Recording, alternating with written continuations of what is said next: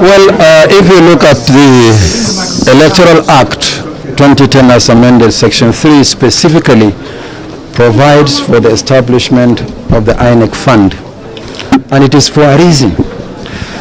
The Commission cannot be independent unless it is financially independent.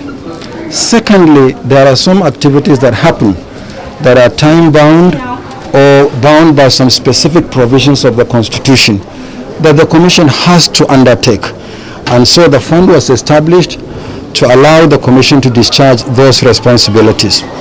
It was established in 2010. The last Commission under Professor Atari Jega saved the money. There was no cause to spend from it. And for the last 5 years, this Commission actually did not spend from it. But what has happened now is our budget for 2020 dropped from 45.5 billion in 2019 to 40 billion. And as a result of the 10% COVID cut, it further dropped to 36 billion in the middle of the year when we had already made preparations for expenditure. And therefore, since that fund is meant for the rainy day, I informed the committee that the rainy day has come. So we are taking part of the fund so that we can balance our budgets for this year. So tell me more about the plans for voter registration and whether those in diaspora will be involved. Well, for continuous voter registration, the Commission intends to resume in the first quarter. The Commission intends to resume voter registration in the first quarter of next year. And once we resume, it will be continuous for 1.5 years, at least until 6 months to the next general election. So in other words, we're not going to resume the CVR for a week or two or for a month or two, but we are working out the details. Okay. On diaspora voting, you are preaching to the converted. The Commission is desirous of giving Nigerians living abroad the right to vote. After all our neighboring countries do so, but it requires amendments to the Constitution and the Electoral Act for that to happen. And we have already worked out the documents. Once the law is amended today, we can roll out. It has two dimensions.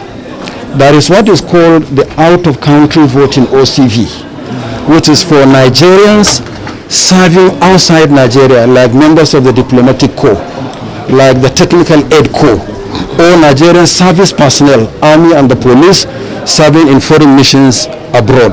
Then you have the other dimension, which is I think what we are talking about, that is voting by Nigerians in the diaspora, meaning Nigerians permanently resident outside the country. We are ready. In fact, we had several meetings with the Diaspora Commission led by Ms. Abikedabiri. So we are ready, but we can't go beyond outside what the law provides. This committee of Nigerians that are usually always disenfranchised, not by their own will. One of them are journalists in this country. During election times, we are not always around to do our voting, but in our places of work, and also those in the military services. It's not just those in the armed services. You are right. The police involved in election duty don't vote. Journalists don't vote. The ad hoc staff we engage for election don't vote. Some Inec staff also don't vote.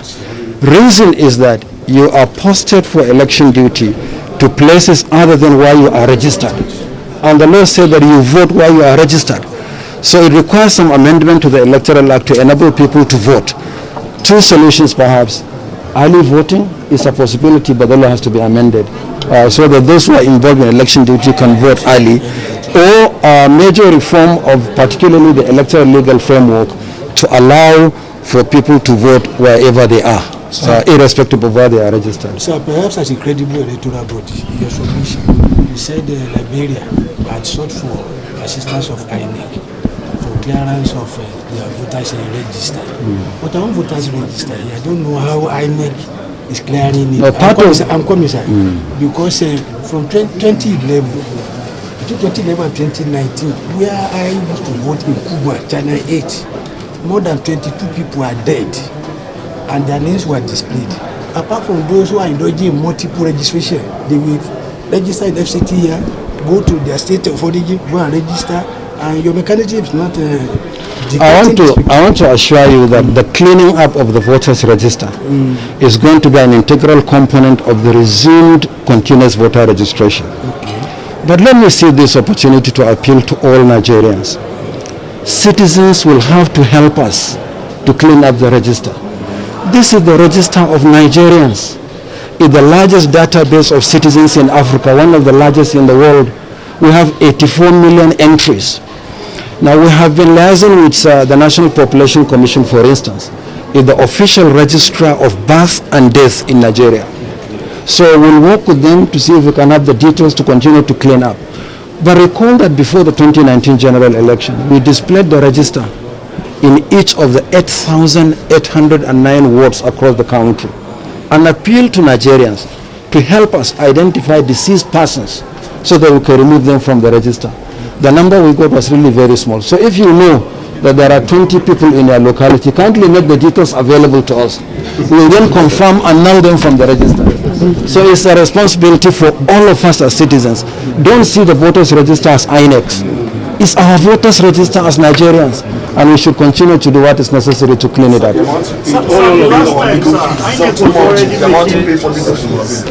is the amount we paid for legal fees? I mean, I just said that sometimes you do as much as pre-elections, No, but what do we do? Each time anyone goes to court, Inec is joined, and we have to hire lawyers to defend us. But remember, as I told the committee on this legal matter, we're not paying fantastic fees. We are applying the Federal Ministry of Justice scale of fees. If, for instance, you have a case for, say, a governorship election before the Supreme Court, it's a maximum of 4.5 million, not 4.5 billion or 4.5 million. But because of the number of cases, almost getting to 1,700 pre-election and post-election cases from 2019 alone. And every day, you hear people going to court and joining Inec. Either it's for continuous voter registration, nomination of candidates, conduct of elections. Every day we are dragged to court. But we'll continue to do what we